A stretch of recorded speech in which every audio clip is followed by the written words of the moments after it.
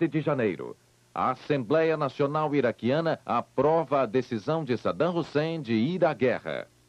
14 de janeiro. Fracassa a missão de paz do secretário-geral da ONU, Pérez de Cuéllar, no Iraque. A guerra no Golfo vai começar pelo ar.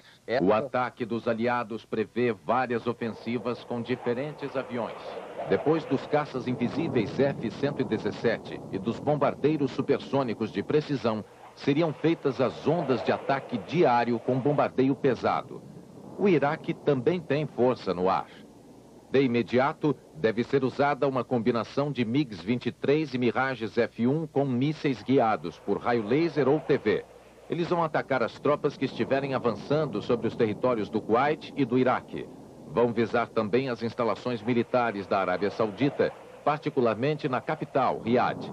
Ao mesmo tempo, devem entrar em ação os MiGs 25 e 29, de defesa e cobertura. Eles vão tentar interceptar os aviões inimigos.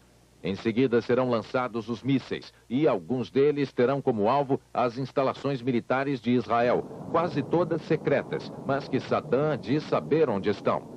Esses mísseis são equipados com bombas de impacto, incendiárias ou químicas. Mais visados dentro do Iraque é o próprio Saddam Hussein. Pelo menos um esquadrão da Força Aérea Ocidental estará equipado com mísseis e bombas Paveway de grande precisão, do mesmo tipo utilizado contra o líder líbio Muammar Gaddafi em 1986 e que podem atingir quaisquer alvos com precisão cirúrgica. Estados Unidos tem um satélite espião flutuando no espaço sobre o Golfo. A câmera de televisão instalada no satélite transmite a guerra ao vivo e em cores nos mínimos detalhes. Sentado na sala da situação, no subsolo da Casa Branca, o presidente americano vai observar a guerra do alto. A câmera instalada no satélite, a 750 quilômetros de altura, mostra o cenário geral do Golfo, os movimentos de tropas, navios e aviões. Quando for acionada, a lente de aproximação da câmera vai buscar até os mínimos detalhes, lá embaixo. As imagens que chegarão à tela diante de George Bush poderão mostrar cidades, bairros e até ruas. As imagens podem parecer um grande videogame, mas vão revelar a realidade da guerra. O que está acontecendo na Terra também está escrito no céu. E Nostradamus previu tudo isso há 4 séculos. De acordo com Nostradamus, justamente na véspera do ano 2000 haveria uma grande invasão maometana sob a liderança do 7º anticristo. O primeiro foi Nero, na Roma Antiga, e o mais importante até agora foi Hitler, na Alemanha nazista. Este novo anticristo já foi confundido com o Ayatollah Khomeini, mas parece se encaixar melhor na figura de Saddam Hussein.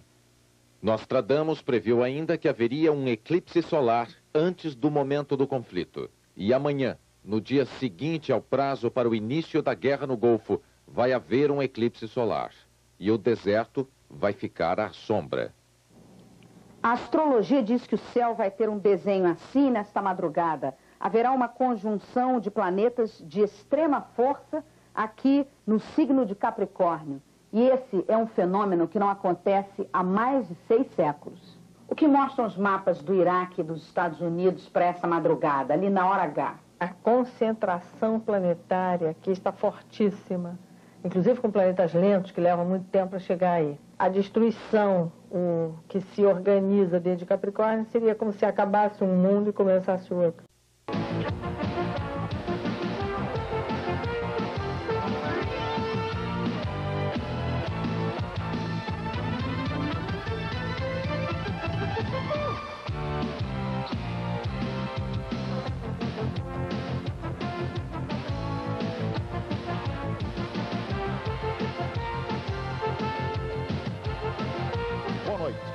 Estas são as manchetes do Telejornal Brasil. A França adverte, chegou a hora de usar a força contra o Iraque. Os Estados Unidos anunciam, a guerra pode explodir mais cedo do que se prevê. O Iraque garante, já está pronto para a guerra no ar, terra e mar. O governo brasileiro afirma, só vai entrar no Golfo se for pela paz. E o presidente da Petrobras diz que o Brasil tem estoque de petróleo para mais de 45 dias. A hora da guerra chegou. O conflito no Golfo pode explodir a qualquer momento. É de 7 horas para vencer o prazo dado pela ONU para a libertação do Kuwait. No Brasil, serão 3 horas da manhã. Depois disso, o primeiro tiro pode ser dado a qualquer minuto. Nos Estados Unidos, o presidente Bush adverte: a guerra pode começar mais cedo do que se pensa. De Washington, informa o nosso correspondente Hermano Henning. A Casa Branca divulgou uma mensagem do presidente Bush. Estamos atentos para tomar uma decisão assim que o prazo se esgota. O Golfo Pérsico informam que os 415 mil soldados americanos, juntos com mais 265 mil combatentes aliados, estão prontos para o ataque. Pete Williams, o porta-voz do Pentágono, disse agora à tarde: estamos sendo prudentes e levando em consideração o clima de tensão no Golfo. Há 2 preocupações no Pentágono e Departamento de Defesa: as ações militares no Golfo e a ameaça terrorista, inclusive nos Estados Unidos. No Mar do Golfo também estão prontos 6 porta-aviões com 450 aviões de combate e mais 1.000 aviões bombardeiros baseados na Arábia Saudita. Estão também prontos para o ataque. O Pentágono não disse, mas é certo que a guerra começará pelo ar. Mais 3 porta-aviões, Theodore Roosevelt, Saratoga e John Kennedy, estão agora navegando no Mar Vermelho em direção do Golfo, onde chegam na quinta-feira, quando estarão também prontos para operar. Aqui em Washington, este é o clima em frente à Casa Branca. É uma vigília contra a guerra. A capital americana vive um clima parecido com o final dos anos 60, com os protestos contra a guerra do Vietnã. Em instantes, a corrida contra o relógio. Faltam 6 horas e meia para o fim do prazo dado a Saddam Hussein. De Amman, na Jordânia, Cílio Bocaneira. E atenção, o Conselho de Segurança das Nações Unidas acaba de decidir. O secretário-geral da ONU, Javier Pérez de Cuéllar, vai fazer ainda esta noite um último apelo de paz ao homem forte do Iraque, Saddam Hussein, em nome de toda a comunidade internacional. A Rádio Bagdá informou esta noite que Saddam Hussein fez hoje uma visita às tropas iraquianas que estão no Kuwait desde agosto. O homem forte do Iraque disse que suas tropas estão prontas para a guerra. Nós voltaremos a qualquer momento com as últimas informações sobre a ameaça de guerra no Golfo. Nossos repórteres nos Estados Unidos, na Europa, na Jordânia e em Israel acompanham todos os lances da crise e, às 3 horas da manhã, mostram o que vai acontecer no fim da contagem regressiva para a retirada das tropas iraquianas do Kuwait. Um momento que o mundo inteiro acompanha com preocupação. A equipe de jornalismo da Rede Globo se preparou para registrar todas as notícias da guerra, mas, até o último instante, continua torcendo pela paz. Boa noite. Boa noite. O secretário-geral das Nações Unidas, Javier Pérez de Cuéllar, acaba de fazer um último apelo para a paz no Golfo Pérsico. O pronunciamento do secretário-geral da ONU é a última tentativa na busca de uma solução pacífica para a crise no Golfo. Outras informações a qualquer momento. Ele faz um apelo pessoal ao presidente Saddam Hussein. Pérez de Cuéllar diz assim: eu quero trabalhar ao lado dele a favor da paz. Ele diz que Saddam Hussein ainda pode mudar o curso dos acontecimentos que leva inevitavelmente à catástrofe, desde que ele cumpra as resoluções do Conselho de Segurança da ONU. Ele, Pérez de Cuéllar, também está preparado para lutar para que a ONU reveja as sanções econômicas contra o Iraque. Paulo Henrique Amorim, de Nova York. Novas informações a qualquer momento. A qualquer momento, 24 horas no ar. William Bonner, há 4 minutos, o governo dos Estados Unidos está autorizado pela ONU a usar a força para invadir o Iraque. Nesse momento, na Casa Branca, não há nenhum sinal de anormalidade. Não entrou nenhum assessor especial para falar com o presidente Bush e admite-se, suspeita-se que o presidente Bush esteja descansando. Do lado de fora da Casa Branca, uma grande manifestação, uma grande gritaria, uma vigília, muito batuque, e já foram presas aproximadamente 55 pessoas. A única informação que possa conduzir ao início da guerra é que saíram 2 bombardeiros B-52 da ilha de Diego Garcia, no Oceano Índico, em direção ao Iraque ou ao Kuwait. Surgiu na televisão agora o primeiro anúncio conclamando os americanos a poupar a gasolina, poupar a energia, porque o presidente Bush precisa que os americanos colaborem com ele. A segurança da Casa Branca foi reforçada, os americanos estão com medo de terrorismo e se anunciou agora na televisão que 3.000 iraquianos que estão com seus vistos vencidos estão sob observação especial do FBI. William Bonner. A expectativa de todo mundo é a de um massacre das forças iraquianas, mas a reação dos militares de Saddam Hussein deve ser violenta. Apesar da superioridade numérica e tecnológica da Força Aérea Aliada, o Iraque tem como reagir a um ataque. Pode, por exemplo, mobilizar os seus 200 mísseis de médio e longo alcance capazes de atingir quaisquer alvos estratégicos dentro do Oriente Médio. Pode ainda introduzir na luta os seus bombardeiros supersônicos soviéticos preparados quase sigilosamente para ataques de precisão. E pode ainda tentar desequilibrar todo o cenário atacando diretamente Israel. Cílio. Olha, são aqui em Amman quase 7h10 da manhã, são 8h10 em Bagdá, que está uma hora à frente. Está um belo dia, o sol nasceu ainda há pouco, as ruas estão tranquilas, o trânsito se movimentando sem maiores problemas, as pessoas saindo para trabalhar calmamente. Ainda há pouco nós ouvimos a chamada na mesquita, a reza matinal. Está um dia absolutamente tranquilo, quer dizer, a catástrofe esperada até agora pelo menos não aconteceu. Os jornais matinais já saíram, o destaque principal dos jornais jordanianos é para a fala do rei, o rei Hussein, ontem à noite, prevendo que o mundo estava à beira do precipício, pelo menos o Oriente Médio, à beira de um precipício, caso a guerra efetivamente estourasse, o que ele já previa que acontecesse. As Forças Armadas do país estão em estado de alerta, mas no dia a dia, como eu falei antes, a situação está relativamente tranquila, tentando manter a situação tão calma quanto possível, tão rotineira quanto possível. Os ônibus estão se movimentando, eu estou conversando com você e ao mesmo tempo eu tenho uma visão das ruas aqui pela janela. Está um trânsito normal se movimentando, o pessoal a caminho do trabalho, o dia começa cedo aqui. E, como eu disse, o que existe no ar uma ansiedade, uma expectativa, uma preocupação. Do Jornal da Globo, nós dávamos a notícia de que a TV NBC dos Estados Unidos havia alertado a população pelo fato de que aviões, ou de que os Estados Unidos estariam interferindo no sistema de comunicações dentro do Iraque e de que isso seria um sinal de um eventual ataque aéreo iminente. Essa informação já foi confirmada? Houve alguma reação por parte da Casa Branca de confirmar ou não essa informação? Não.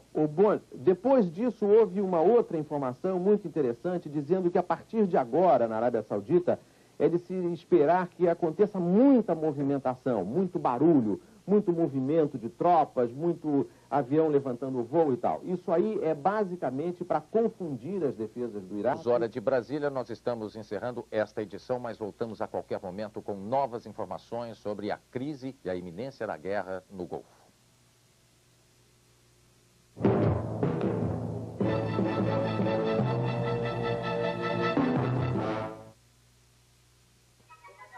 Os soldados que deem a vida e a alma pelo Iraque.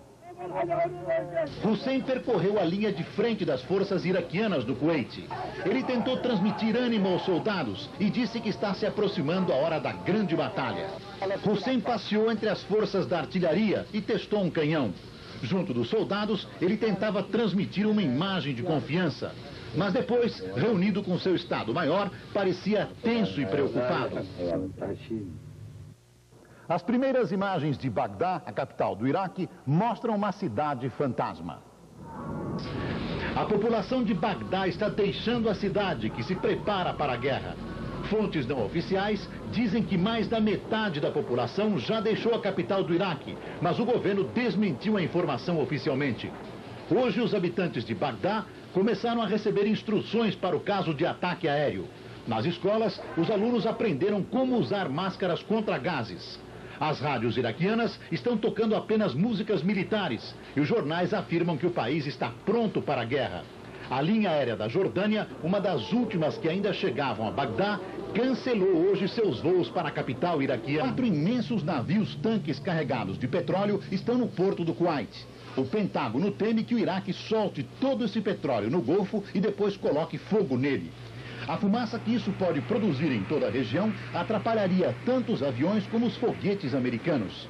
Pior ainda, se o petróleo se misturar com a água do Golfo, ela não poderá ser dessalinizada e os soldados americanos não terão água para beber. O deserto treinaram bastante à noite, mas o movimento por terra de infantaria e artilharia pode começar bem depois dos ataques aéreos, até 2 semanas depois, dizem os estrategistas. O presidente Bush, mais uma vez, nada disse hoje. Foi o seu 2º dia de silêncio. Só conversou com seus assessores de segurança e com o secretário James Baker. Este é um momento decisivo para o presidente dos Estados Unidos, que completa 2 anos de mandato no próximo domingo. O presidente se fortalece. Caso contrário, pode ser o fim da carreira dele. A Casa Branca continua esperando um sinal de Saddam Hussein. Qualquer sinal, diz o porta-voz Fitzwater. Mas horas depois de encerrado o prazo da ONU, nada indica que o Iraque esteja disposto a evitar a guerra. O América transporta outros 70 caças bombardeiros, que vão se juntar aos mais de 1.000 aviões americanos na área. O Pentágono anunciou que está mandando mais homens e armas para a região. Agora, os americanos já têm 400 mil homens na área, mais de 1.000 tanques e 60 navios. E nos Estados Unidos continuam os protestos contra uma possível guerra no Golfo. Outra medida provisória criando... A base do poderio aéreo aliado são os cerca de 500 aviões de guerra americanos na região. Entre eles, os versáteis caças F-16 e F-14 e o avião antitanque A-10. Há ainda 250 helicópteros, entre eles o moderno Apache H-64. Ainda não se sabe como se comportará numa guerra de verdade o Stealth, o avião invisível dos americanos. A Grã-Bretanha e outros países da OTAN enviaram caças Harrier, Tornado e Jaguar. A Arábia Saudita integra a Força Aérea com 180 caças. A Força Aérea iraquiana é considerada a melhor entre os países árabes. São cerca de 500 aviões de guerra, entre eles 250 MiG-29 de fabricação soviética, comparáveis em eficiência aos F-15 e F-16 americanos. Há ainda 180 helicópteros de combate. Temperaturas tão altas que era possível fritar um ovo na chapa do tanque. Além disso, as condições de sobrevivência num lugar sem água eram as mais precárias. A situação não mudou de lá para cá, por mais preparadas que as tropas ocidentais estejam hoje em dia.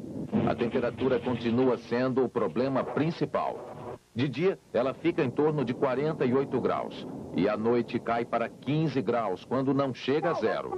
Esta oscilação violenta de temperatura mina o organismo humano. Por isso, as tropas americanas tomam doses permanentes de vitamina A e potássio. A situação fica mais complicada para os pilotos do Alerta Vermelho 2.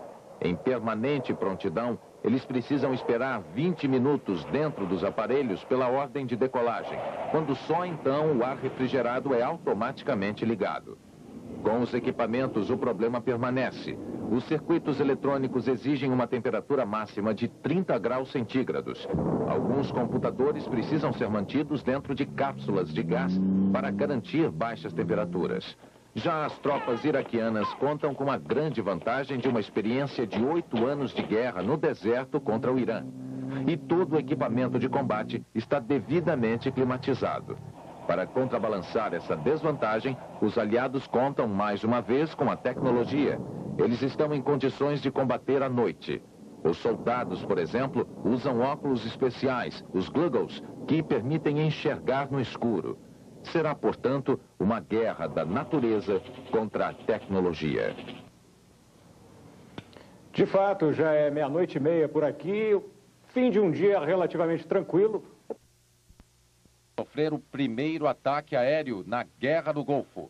Maiores detalhes daqui a pouco. Tem ele aqui, muito embora não haja confirmação oficial do Pentágono de que o ataque esteja acontecendo, essas informações da rede CNN da rede ABC e inclusive de dentro da própria Casa Branca, são sinais muito claros de que alguma coisa alguma coisa está acontecendo nesse momento em Bagdá, e tudo indica que seja o ataque inicial, aquele bombardeio aéreo inicial desse conflito entre os Estados Unidos, as forças aliadas e o Iraque. Boa noite. Estas são as principais manchetes do Telejornal Brasil. Ataques fulminantes dos Estados Unidos e Inglaterra arrasam a defesa aérea do Iraque. As forças aliadas já fizeram mais de 1000 voos de bombardeio ao Iraque e ao Kuwait. O Iraque tenta reagir e garante ter derrubado 14 aviões dos Estados Unidos e Inglaterra. Saddam Hussein passeia pelas ruas de Bagdá para provar que está vivo e passa bem.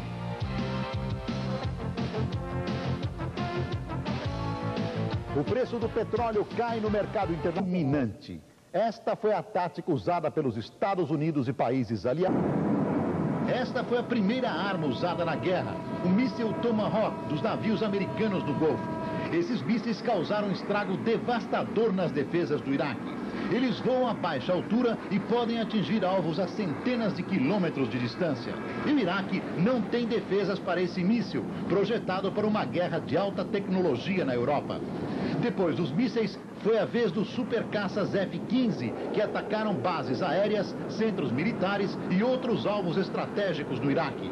Os F-15 saíam da base de Dhahran, na Arábia Saudita, e eram acompanhados de outros caças, que partiam dos porta-aviões do Golfo. O bombardeio foi intenso e devastador.